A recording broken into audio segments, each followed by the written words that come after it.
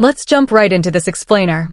Because today, we are completely tearing down a massive myth that keeps so many people totally discouraged about their finances. You know that specific feeling when you check your bank account and instead of immediately closing the app in sheer panic, you actually smile? Well, there's a very specific threshold where your entire relationship with money flips upside down. And I'm here to tell you it is absolutely not the massive unattainable number that everyone thinks it is. Today, we're breaking down the actual psychological and mathematical realities of building real financial momentum. Now, what's really fascinating about this question is that if you listen to most financial gurus, they're always going to confidently push six figures or $1 million as the ultimate goal line. But by focusing only on the summit of the mountain, they completely miss a much smaller, incredibly transformative milestone. When you picture wealth building, you probably imagine a trust fund or a lifetime of agonizing penny pinching. But the truth is, wealth building actually has invisible barriers. And crossing the first major one, it literally changes everything. Alright, so here is the crucial secret. $20,000 is the exact invisible threshold where you stop living paycheck to paycheck and the rules of the wealth game completely change. This right here is the dividing line. Before this point, you're honestly just trying to keep your head above water. But once you hit that $20,000, you separate yourself from the folks who will spend their entire lives trapped in the same frustrating financial loops. The craziest part of all this, most people have absolutely no clue this threshold even exists. To really get why this specific number is basically magic, we've got to look at human psychology. When you have no savings, your brain is quite literally stuck in what psychologists call survival mode. This is a mental state where every single financial decision you make is filtered entirely through fear, scarcity, and immediate threats.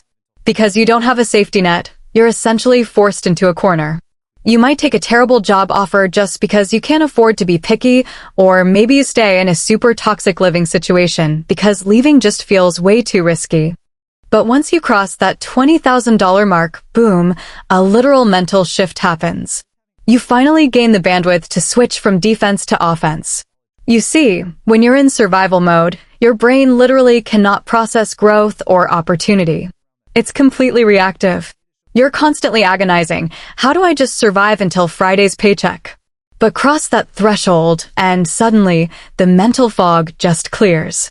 You become proactive. Your brain opens up, and you start asking a completely different question. Okay, how can I grow this money? And hey, this isn't just theory. We have hard data to back this up. Research from Vanguard reveals a massive psychological shift tied directly to our savings balances. Just having a tiny buffer of $2,000 boosts your financial well-being by a solid 21%. But when you push that emergency fund to cover 3 to 6 months of expenses, which for most people lands right around that $20,000 mark, the data shows another massive boost, bringing your total well-being jump to 34%. You finally have real breathing room. There is a quote from the source material that just hits the nail on the head regarding the reality of being broke. It's like trying to plan a vacation while your house is on fire.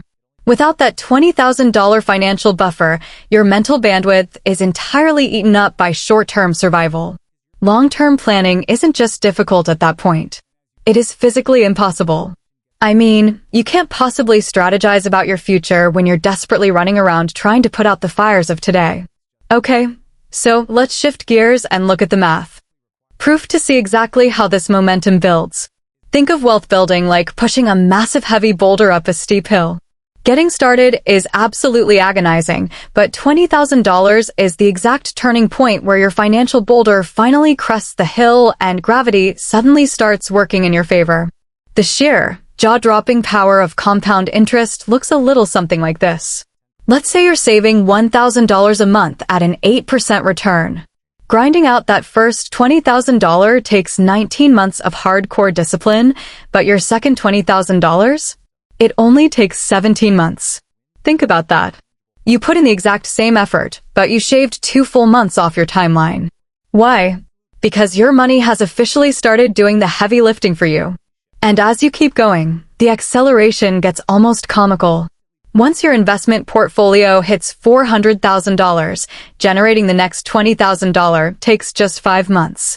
The exact same amount of cash that a new investment portfolio gets is $400,000. The same amount of cash that a new investment portfolio gets is $400,000. The exact same amount of cash that a new investment portfolio initially required you to pack sad desk lunches for nearly 2 years is now popping up almost entirely automatically through your investment returns. The first milestone feels impossible for sure, but every single one after that gets progressively easier. Now, a lot of folks think wealthy people have access to some secret hedge fund strategy or exclusive private investments. Actually, scratch that. The real secret is so much simpler. It's just basic math and scale. A 10% return on $2,000 is $200, which is nice, but it's not exactly life-changing. But apply that exact same 10% return to $20,000 and suddenly you have $2,000 in pure profit. That is meaningful momentum. Scale transforms small percentage wins into real, tangible financial progress. But honestly, the cash itself is really only half the story. The absolute biggest takeaway here is that achieving this milestone forces a massive identity shift. To get there from zero, you had to track every dollar. You had to consistently delay gratification. You resisted shiny object syndrome week after agonizing week. And by doing all of this, you developed the ultimate financial habit. You proved to yourself that you actually control your money rather than letting it control you. And this identity shift completely rewires how you view the world around you. When you're living paycheck to paycheck, a broken car or the dreaded blue screen of death on your laptop is a massive financial emergency, a huge threat that basically ruins your whole month. But with $20,000 in the bank, suddenly a dead laptop is just a minor, annoying trip to the electronics store.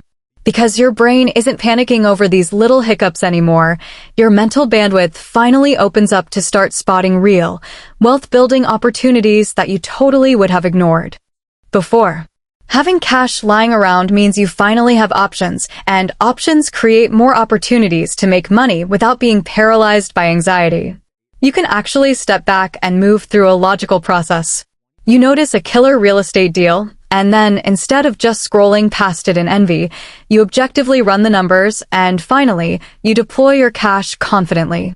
This is exactly what people mean when they say, money attracts money. It is not some cosmic, it's how this spills right over into your career.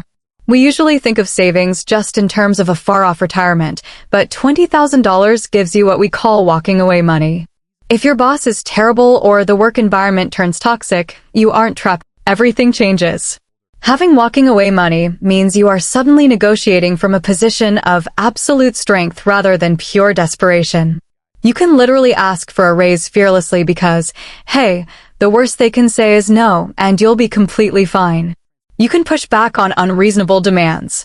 You start radiating a totally different level of confidence at work. And the incredible irony, trap where most people mess up. And honestly, it is a little heartbreaking to see. They grind to hit this $20,000 milestone. They feel that amazing psychological shift. And then they blow this hard-earned foundation on some expensive reward just because they feel they deserve it. They use it as a down payment on a house they can't actually afford, or they blow it on a crazy luxury vacation. They treat their foundational safety net like it's a finish line.